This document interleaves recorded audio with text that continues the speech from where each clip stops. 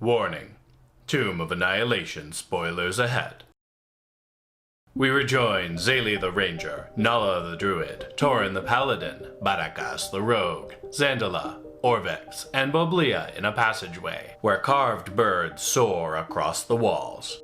Blocking the northern end of the passage is a large, adamantine propeller with many sharp blades.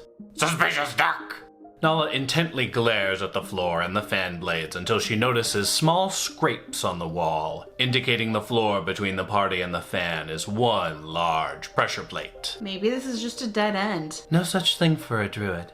Watch this. Before we continue, please make sure you've subscribed to my channel. It helps me out a lot. Nala wild shapes into a spider before she carries Zayli and then Torin safely behind the fan blades. Moments after she finishes this task, Barakas throws a severed finger into the passageway to try and trigger the fan trap. Nothing happens, so Barakas throws moldy meat onto the pressure plate.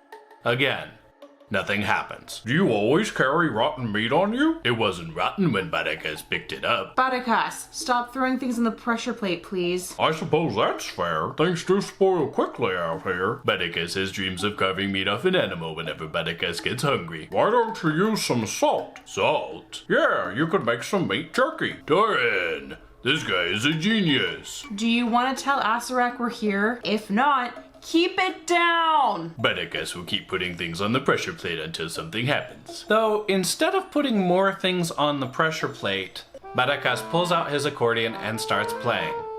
Loudly. Up ahead, Nala, Torin, and Zayli round a corner. They can see into a room that has a pit at its entrance and a stone sarcophagus at the bottom of said pit. A snarling, monkey-like creature decorates the sarcophagus lid. Beyond the pit, There are 3 treasure chests. The left chest is of black onyx, the middle chest is made of iron, and the right chest gently glistens with frost. Nala carefully moves her spidery legs into the room and Zayli hops down. I don't like this monkey thing.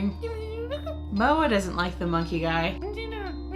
Nala has decided to poke at the sarcophagus in the pit, but any attempts to open it have failed thus far. She abandons the pit and chitters at the chests. Torin, perhaps unhelpfully, is just hanging in front of the entry pit, clearly not a willing participant for what's about to happen. Should Barakas go walk on these plates?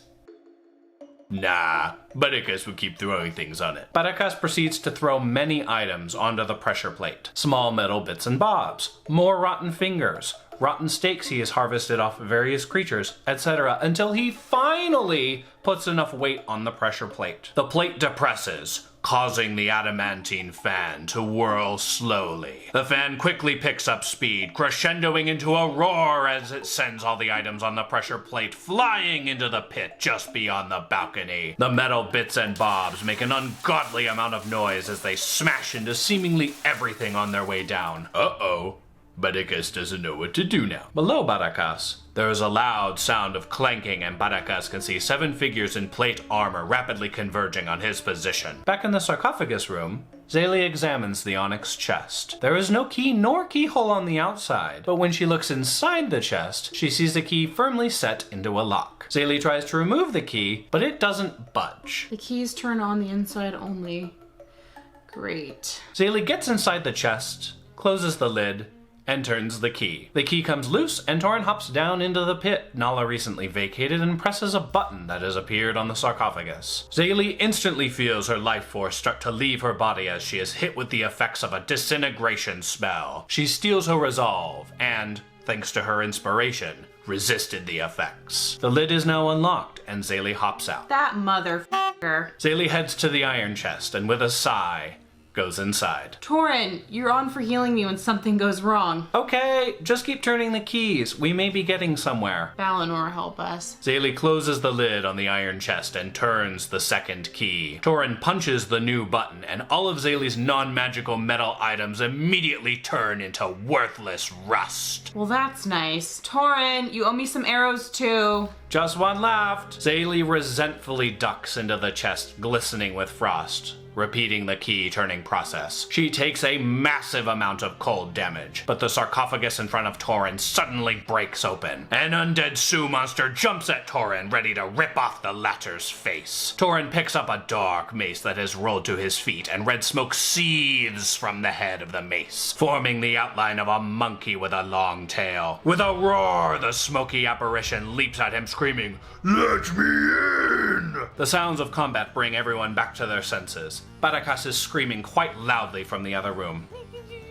Torin, arrows! Moa, we hate you! Are you f***ing kidding me right now? You're on your own, dumb snake. I'll get your face. Nala, let's leave Roid Rage here and help Barakas and the others.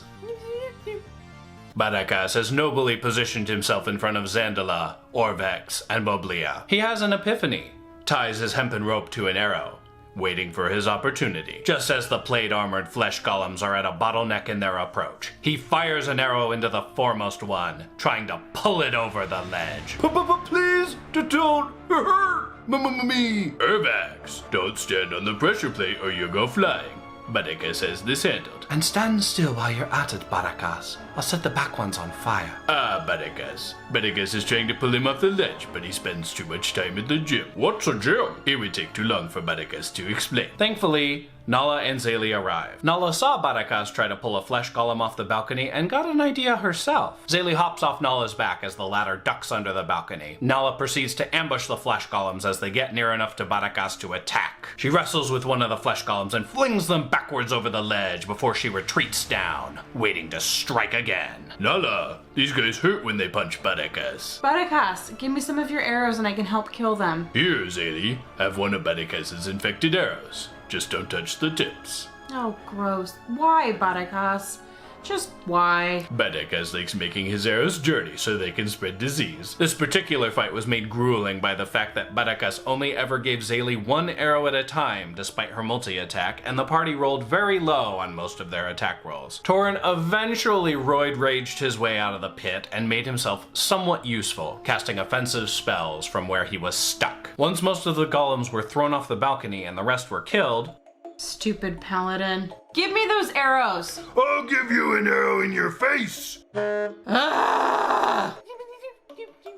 In our next episode, the party heads downstairs and has to contend with a completely different area, helped only by a few vaguely worded riddles. What horrors and harrowing moments lie in wait? You'll find out soon. As always, thank you all so much for watching. If you enjoyed this video, please hit that subscribe button and smash that like button. I'll see you all next time.